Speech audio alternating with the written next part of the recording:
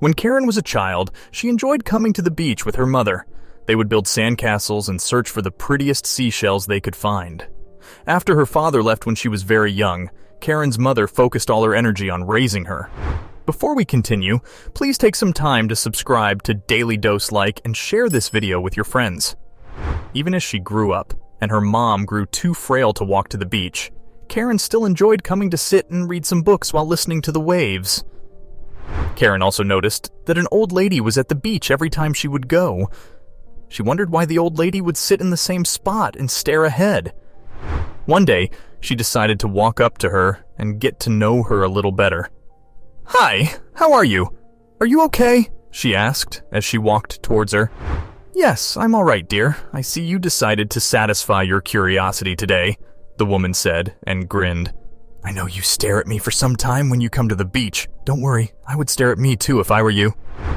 Karen blushed at the old lady's straightforward attitude. She introduced herself and told her where in the town she was from. "I'm Patricia," the old lady replied.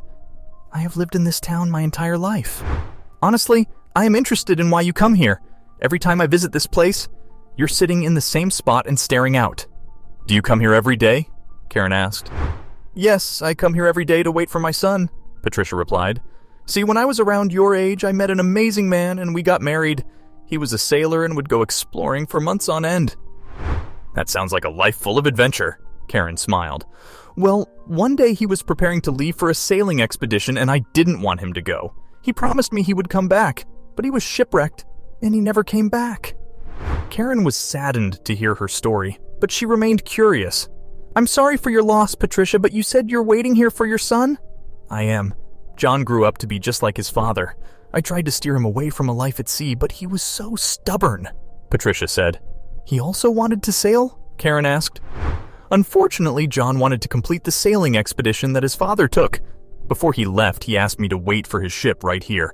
It would emit 3 beeps closer to the shore, and I would know it's him. But I received a letter 11 years ago telling me his ship sank and no one survived. I refused to believe it." "But what if he never comes back?" Karen asked. "Karen, I lost my husband to the sea. I refuse to believe that I've lost my son too," Patricia replied. Karen was shocked at Patricia's story. She didn't even realize they had been sitting by the shore for hours. She promised Patricia to be back tomorrow to keep her company.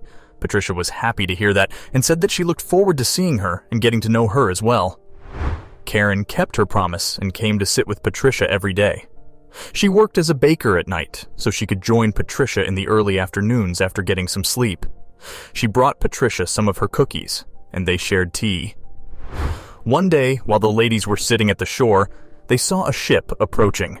This didn't pique their interest because several ships had sailed through over the months they were there. But suddenly, they heard 3 beeps and sat at attention. Then the ship emitted the 3 beeps again. "Is that who I think it is?" Karen asked. "He's back! My son is back!" Patricia cried. The ladies stood impatiently until they saw John dock the ship and run towards them.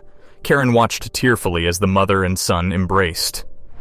"Is it a lovely coincidence that you're at the beach today?" John asked his mother. Patricia was still crying and couldn't speak yet.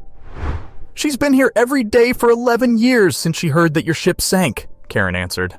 "I'm sorry I barely saw you there," John replied and introduced himself. When Patricia finally calmed down, she explained to John that Karen had been spending every day of the last few months keeping her company while she waited for him. "That is so kind of you. Thank you for caring for my mother," John said. "Where were you all these years?" Patricia asked. "When our ship sank, I fell and was washed away onto a tiny island unconscious. The local people discovered me as they were fishing, and they took me in. They helped me recover, but I had lost a lot of my memory. It took me years to remember where I was from, who my family was, and the promise I made to you," John said. "I set sail as soon as I gained all my memories back." "You could have flown home," Patricia said. "I could have returned by plane, but I promised that I would come to you, and you would hear the 3 beeps of my ship," her son said, smiling at his mother and trapping her in a tight embrace. All 3 of them walked back to Patricia's house and spent hours listening to John talk about his life on the island. And over the next few months, Karen and John grew close and fell in love.